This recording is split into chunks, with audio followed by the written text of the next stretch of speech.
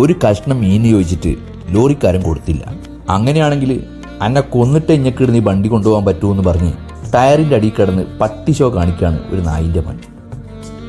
ചെറുപ്പം മുതലുള്ള ഒരു ആഗ്രഹമാണ് ഈ മാർക്കറ്റ് ആർക്കെങ്കിലും വിൽക്കണം, എന്നിട്ട് വലിയൊരു ബംഗ്ലാവ് പണിത് അതിൽ താമസിക്കണം.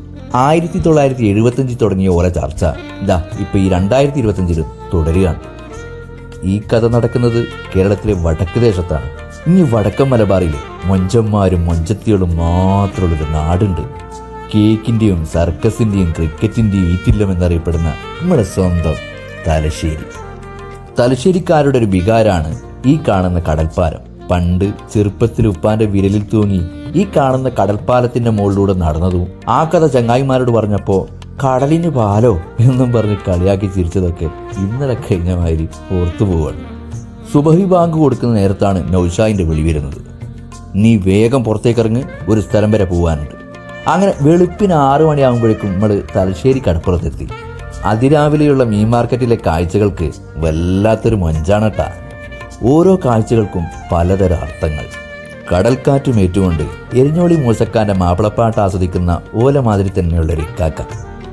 ഒരു കാലത്ത് കടപ്പുറം അടക്കി വാണ വീരകഥകൾ ഓർത്തെടുത്ത് കേൾക്കാൻ താല്പര്യമില്ലാത്ത ഓരോ ചങ്ങായിനോട് പങ്കുവെക്കുന്ന ഒരു കൊമ്പം വീശക്കാരൻ. അല്ല, ആ ചങ്ങായിനെ കുറ്റം പറഞ്ഞിട്ടും കാര്യമില്ല, ഇത് ഒരുപാട് തവണ കേട്ടതാണ്. നോർത്ത് ഇന്ത്യയിൽ നിന്നും കേരളത്തിലേക്ക് എത്തിയ അതിഥികളായ കൊക്കുകൾ ബീഫ് സ്റ്റാളിൻ്റെ മുന്നിൽ സമരം ചെയ്യുകയാണ്.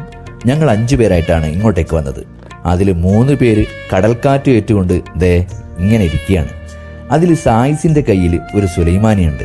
ആ സുലൈമാനിൻ്റെ ലഹരിയിൽ ഓൻ്റെ വെടിപറച്ചിൽ കുറച്ച് കൂടുന്നുണ്ടോ എന്നൊരു സംശയം. കറുത്ത ബനിയനിട്ട ഇയാളാണ് നൗഷാദ്. ആള് ബഹുക്കേമനാണ്. മനസ്സിലൊരു പദ്ധതി ഇട്ടോ അത് നടക്കണം, അല്ലെങ്കിൽ നടത്തിയിരിക്കും. അതിന് ഉദാഹരണമാണല്ലോ 9 മണിക്ക് എണീക്കുന്ന എന്നെ 5 മണിക്ക് വിളിച്ചെണീപ്പിച്ച് ഇവിടം വരെ കൊണ്ടുവന്നത്. മേടിക്കാനൊന്നുമല്ലട്ടാ, വാട്സപ്പ് സ്റ്റാറ്റസ് വെക്കാനാണ് റബ്ഷാദിന്റെ ഈ പരാക്രമം.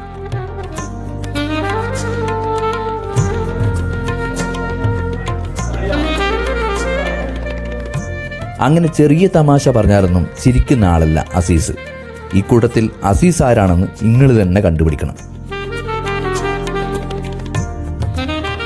കിഴക്ക് നിന്നും സൂര്യൻ മെല്ലെ പൊന്തി വരാൻ തുടങ്ങി. ഈസ്റ്റ് ഇന്ത്യ ഭരണകാലത്ത് ഇന്ത്യയിലെ അറിയപ്പെടുന്ന ഒരു പട്ടണവും തുറമുഖവും ഒക്കെ ആയിരുന്നു നമ്മളെ ഈ തലശ്ശേരി. ആ കാലഘട്ടത്തിൽ, അതായത് 1910 ബ്രിട്ടീഷുകാർ ഈ കാണുന്ന 500 അടി നീളമുള്ള ഈ പാലം നിർമ്മിച്ചത്. ഇന്ന് ഇതിൻ്റെ തൂണുകളെല്ലാം ക്ഷയിച്ചു പോയിരിക്കുകയാണ്. അതുകൊണ്ട് ആർക്കും പാലത്തിലേക്ക് പ്രവേശനമില്ല. നമ്മളെ സർക്കാർ ഇതൊന്ന് നന്നാക്കി തന്നില്ലെങ്കിൽ നല്ല രസേനും. അതിനിപ്പോൾ ഓലിക്കേടുന്നപ്പാ സമയം അല്ലേ. ബ്രിട്ടീഷ് ഭരണകാലത്തെ ഓർമ്മിപ്പിക്കുന്ന പ്രൗഢഗംഭീരമായ കെട്ടിടങ്ങളുണ്ട് ഇവിടെ. ഒരുപാട് നിറങ്ങൾ വാരി വിതറിയ ചുവരുകളുള്ള കെട്ടിടങ്ങൾ. അതിൻ്റെ ഇടയിലൂടെ ഇങ്ങനെ നടന്നു പോകാൻ വല്ലാത്തൊരു രസമാണ്.